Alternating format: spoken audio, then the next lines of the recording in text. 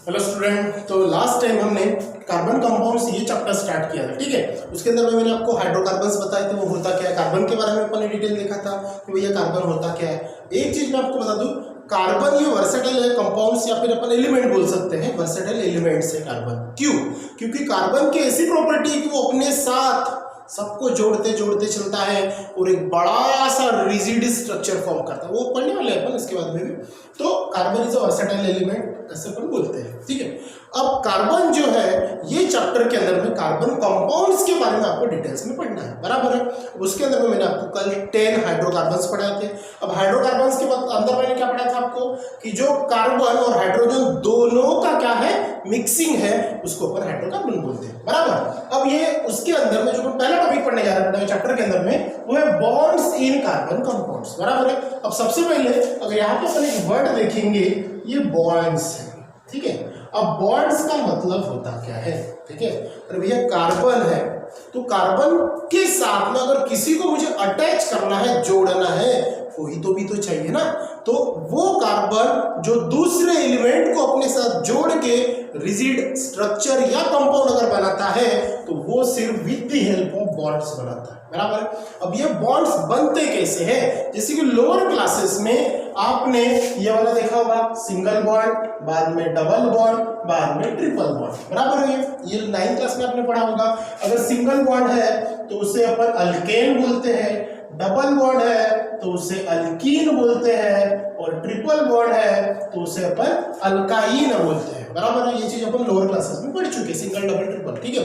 इसी को अपन saturated hydrocarbon और अनसैचुरेटेड हाइड्रोकार्बन बोलते हैं, जो कि हाइड्रोकार्बन्स के टाइप्स आते हैं, ठीक है। तो आज अपन डिस्कस करेंगे ये बॉन्ड्स के बारे में। बॉन्ड किससे रिलेटेड है? कार्बन कंपाउंड से रिलेटेड, ठीक है। अब जब भी अपन ये बॉन्ड्स देखेंगे तो मैक्सिमम आपको ये दो बॉन्ड्स के नाम आएंगे। सबसे पहला अगर अपन लेंगे तो वो आता है बेटा आयोनिक बॉन्ड्स, ठीक है। कौन सा बॉन्ड्स आता है? पहला आयोनिक बॉन्ड्स। और दूसरा बॉन्ड अगर अपन चेक करेंगे तो वो आता है कोवैलेंट बॉन्ड, ठीक है, कोवैलेंट बॉन्ड, ठीक है। इसमें ये चैप्टर के अंदर में आपको मैक्सिमम आपको मिलेगा तो ये कोवैलेंट बॉन्ड मिलेगा, ठीक है। अब इनकी डेफिनेशंस देखते हैं कि ये बॉन्ड होते कैसे, ठीक है। चलो सबसे पहला देखते हैं अपन आयोनिक बॉन्ड। कौन सा बॉन्ड? Ionic bond. तो ये जो बॉन्ड है, ये बॉन्ड क्या होता है? शेयरिंग ऑफ इलेक्ट्रॉन या फिर ट्रांसफर ऑफ इलेक्ट्रॉन, ऐसे दो वर्ड से आते आएंगे।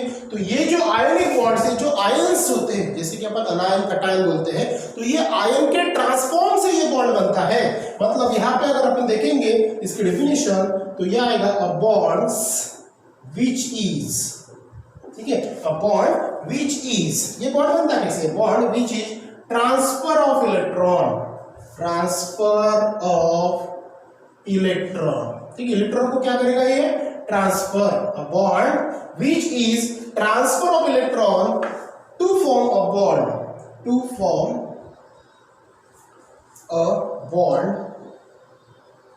इज कॉल्ड, या फिर अपने से बॉन्ड्स अगर ये सामने में लिखा तो अपन ये नहीं लिखेंगे इज कॉल्ड, ठीक है। तो इज कॉल्ड अपन क्या बोलेंगे इसको? आयोनिक बॉन्ड, ठीक है, आयोनिक बॉन्ड, ठीक है।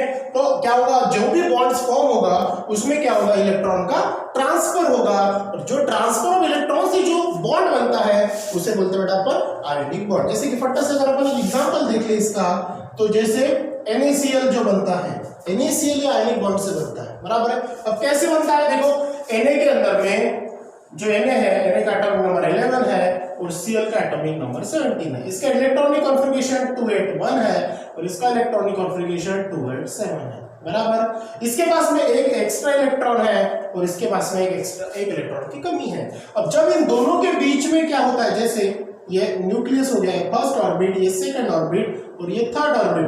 फर्स्ट ऑर्बिट में 2 इलेक्ट्रॉन, सेकंड ऑर्बिट में 8 इलेक्ट्रॉन और लास्ट ऑर्बिट में 1 इलेक्ट्रॉन, ये बन गया आपका Na, ठीक है। साथ में अगर मैं Cl ले लूं, ये न्यूक्लियस है, फर्स्ट ऑर्बिट, सेकंड ऑर्बिट, ये थर्ड ऑर्बिट, तो फर्स्ट में 2, सेकंड में 4 और लास्ट में जो है यहाँ पे रहेंगे 7, ठीक है। अब ये जो स्ट्रक्चर बनाएगा, देखो दोनों को स्टेबिलिटी फॉर्म करनी है, ठीक है। ये हो गया अपना 281, ये हो गया 287।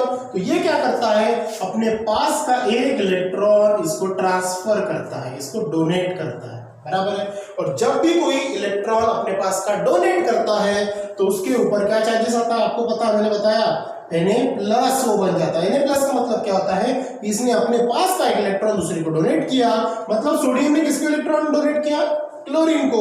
अब जब इसने अपने पास का एक इलेक्ट्रॉन डोनेट किया तो इसके पास में आता है 2,8, बराबर है, ये 2,8 बन गया।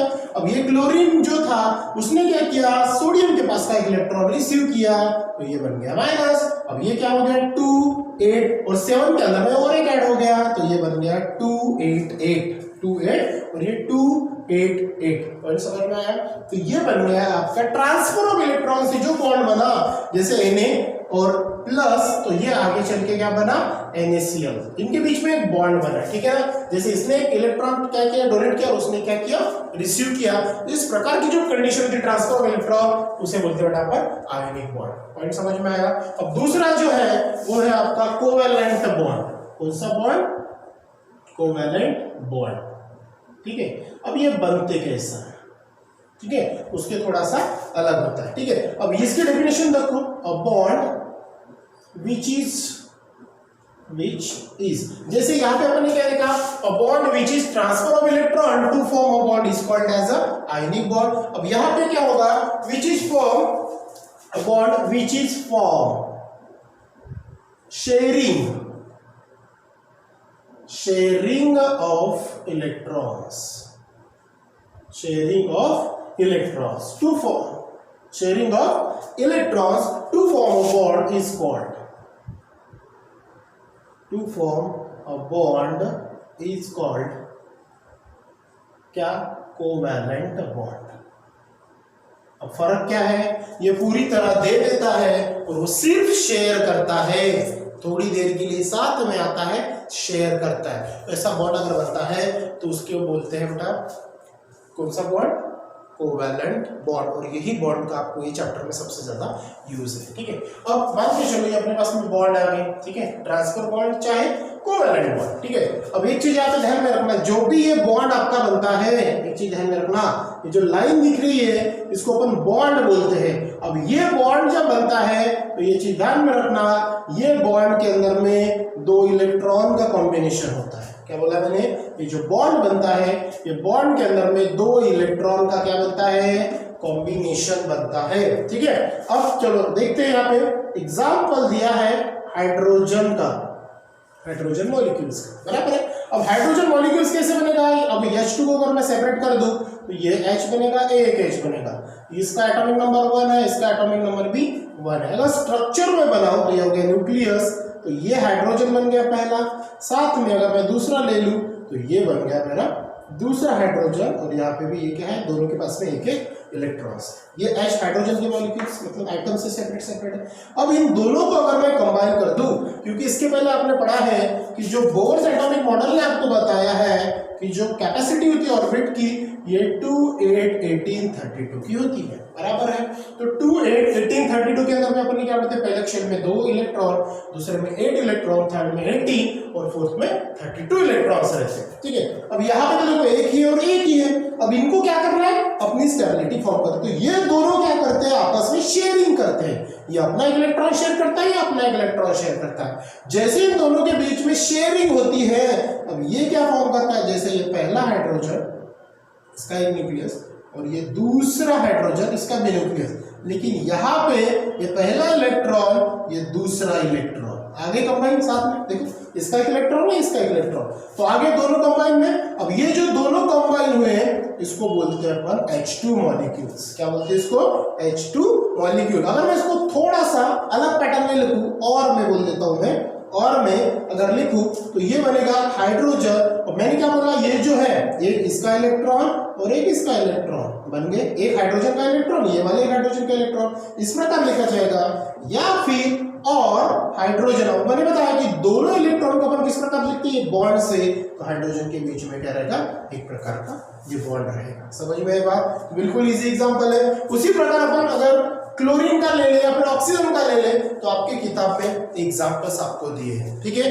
फट से अपन एक एग्जांपल यहाँ पे थोड़ा सा मिटा देता हूं मैं, यहाँ पे एक क्लोरीन का एग्जांपल ले लेते हैं अपन फट से, ठीक है। जैसे भी यहाँ पे पढ़ा, या फिर ऑक्सीजन का आपकी किताब में दिया है, तो ऑक्सीजन का लेने से पहले, क्योंकि वहाँ पे डबल बॉन्ड है, नाइट्रोजन का ट्रिपल बॉन्ड है, तो आप किताब में थोड़ा सा देख ला, लेकिन मैं यहाँ पे क्लोरीन का एग्जांपल ले लेता हूँ Cl2 का।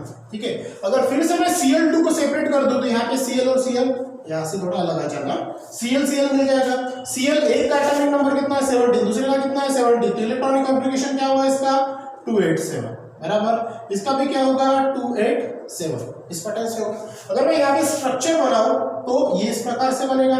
ठीक है, ये न्यूक्लियस हो गया, पहले इसमें 2, दूसरे इसमें 8, ठीक है, और तीसरे इसमें कितने रहेंगे 7 बराबर। सेम टू सेम होगा, सेम टू सेम स्ट्रक्चर रहेगा, जैसे कि पहले इसमें 2, ठीक है, दूसरे इसमें 8, ठीक है, और तीसरे इसमें फिर से 7, ठीक है। अब ये क्या करता है, तीसरे स्ट्रक्चर में ध्यान दो, जब भी ये दोनों क्या होते हैं बेटा पास में आते हैं, क्लोरीन को अगर मैं पास में ला दूं तो ये पहले ऑर्बिट न्यूक्लियस जैसा का वैसा रहेगा दोनों का, ठीक है। उसके बाद में ये फर्स्ट ऑर्बिट जैसी की वैसी रहेगी, सेकंड ऑर्बिट भी जैसी की वैसी रहेंगी, लेकिन अब मैं थोड़ा सा ये इनको थोड़ा सा एक पूरा सर्कल में आपको दिखा देता हूं। एक सर्कल मान के चलो कि ये क्लोरीन है अपना, ठीक है।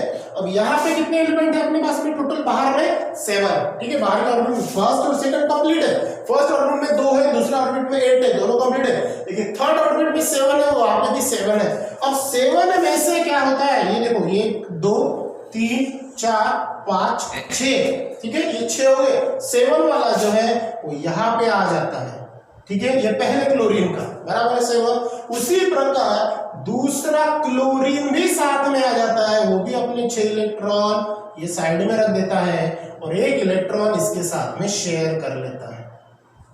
समझ गए ना, हर एक के पास में कितने 7, देखो ये पहला Cl और ये पहला Cl, ठीक है, ये मान के चलो थोड़ा सा, ये Cl और ये भी Cl बराबर।